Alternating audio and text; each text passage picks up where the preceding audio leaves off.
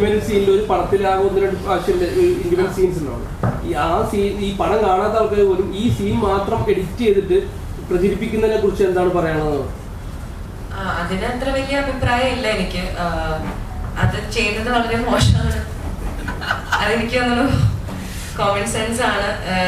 ഇത് പുതിയതല്ല. ഇത് ചെയ്യുമ്പോൾ ഞാൻ ഒട്ടും സർപ്രൈസ്ഡ് അല്ല. അതിൻ്റെതായ ഓഡിയൻസ് ഉണ്ടായിരിക്കും അതിന്.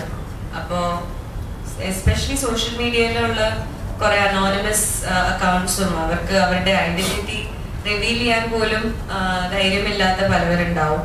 അപ്പൊ ആ അക്കൗണ്ട്സിൽ നിന്ന് സൈബർ ക്രൈം എന്ന് പറയുന്ന ആസ് എ ഫീമെയിൽ എനിക്ക് തോന്നുന്നു എല്ലാവർക്കും ഞങ്ങളെല്ലാം വിറ്റ്നസ് ആണ് അത്.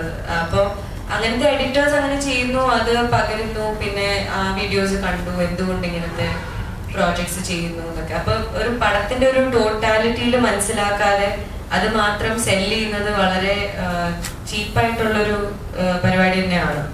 അതെനിക്ക് തോന്നുന്നു അതാരും എന്താ പറയാ എൻകറേജും ചെയ്യാൻ പാടില്ല.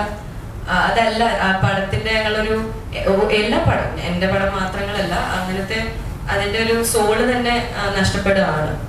അത് മാത്രം യൂസ് ചെയ്ത് ഒരു ടൈറ്റിലും ഡിസ്ക്രിപ്ഷനും ഹാഷ്ടാഗ്സ് ഒക്കെ യൂസ് ചെയ്തിട്ട് അത് വളരെ മോശമാണ്. ഇതെപ്പം മാറും?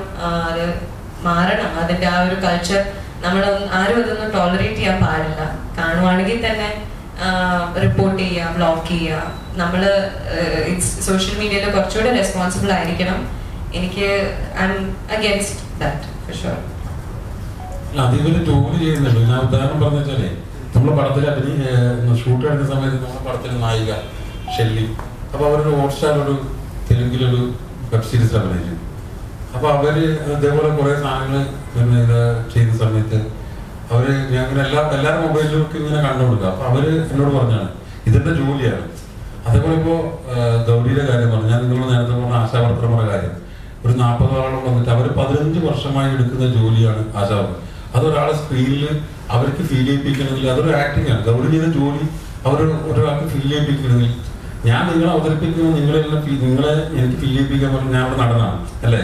അപ്പൊ അത് ചെയ്യുന്നേ ഉള്ളൂ. ഇപ്പൊ ദർശനയുടെ കാര്യം നമ്മൾ ദർശനം ഫസ്റ്റ് ഡബ് ചെയ്ത് പോയി. അപ്പോൾ നമ്മൾ കുറച്ച് നിങ്ങൾ മീഡിയ സുഹൃത്തുക്കളാണ്, എൻ്റെ അടുത്ത സുഹൃത്തുക്കൾ വന്ന് പടം കണ്ടപ്പോൾ പറഞ്ഞു ദർശനയുടെ വോയിസ് മാറ്റണം എന്ന് പറഞ്ഞപ്പോൾ നമ്മളിങ്ങനെ ചിന്തിച്ചു.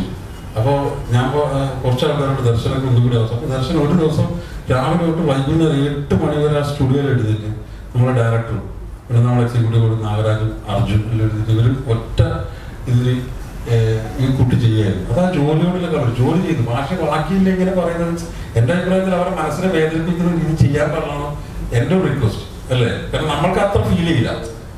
അപ്പൊ ഇവരങ്ങനെ ഫീൽ ഇവർ ജോലി ചെയ്ത് പോകുന്നതാണ്. ഞാൻ ഇത്ര വരെ വലിയ ആളല്ല ഞാൻ പറഞ്ഞത്.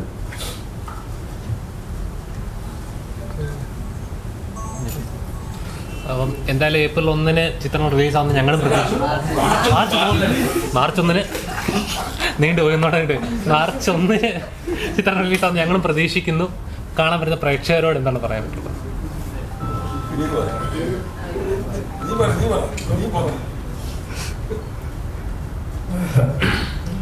ഈ പ്രശ്നങ്ങളൊക്കെ നടക്കുന്നുണ്ട് എന്നുള്ളതൊക്കെ നമുക്കറിയാലോ. അപ്പോൾ അതുകൊണ്ട് ഈ സിനിമ വളരെ ആസ്വാദികരമായിട്ടുള്ള ഒന്ന് തന്നെയാണ്. പിന്നെ ഇത് പ്രവർത്തിച്ചിരിക്കുന്ന ടെക്നിക്കൽ സൈഡിനെ പറ്റി പറയണം. ഞാൻ ഈ സിനിമയിലേക്ക് വരാനുള്ള ഏറ്റവും പ്രധാന കാരണങ്ങളും ഈ പറഞ്ഞ പോലെ ഇതിന്റെ ക്യാമറ ചെയ്ത അൻസർ ഷായാണ്. അൻസർ ഷാ ഇഷ്ക്, മൂൺ വോക്ക് എന്ന് പറയുന്ന സിനിമകൾ ഇതുപോലുള്ള സിനിമകൾ ചെയ്തിട്ടുള്ള ഒരാളാണ്. രാജീവ് രവി സാറിന്റെ അസോസിയേറ്റ് ആയിരുന്നു. അതേപോലെ തന്നെ മ്യൂസിക് ചെയ്തിരിക്കുന്നത് അജ്മൽ ഹസ്ബുള്ള, പുരുഷപ്രേതവും എല്ലാം ചെയ്തിട്ടുള്ള അജ്മലും പിന്നെ അങ്കിത് മേനോനാണ് മ്യൂസിക് ചെയ്തിരിക്കുന്നത്. ബാക്ക്ഗ്രൗണ്ട് മ്യൂസിക് ചെയ്തിരിക്കുന്നത് അങ്കിത്താണ്. അങ്കിത് ഈ പറഞ്ഞ പോലെ ജയഹീം അതുപോലെ ഒരുപാട് നല്ല സിനിമകൾ ഇപ്പോൾ ചെയ്തുകൊണ്ടിരിക്കുന്ന ഒരു വ്യക്തിയാണ്. അപ്പോൾ രഞ്ജിത്തേട്ടൻ വേണു സാറിന്റെ ഒരുപാട് സിനിമകളിൽ അസോസിയേറ്റ് ആയിട്ടുള്ള ഒരു വ്യക്തിയാണ്.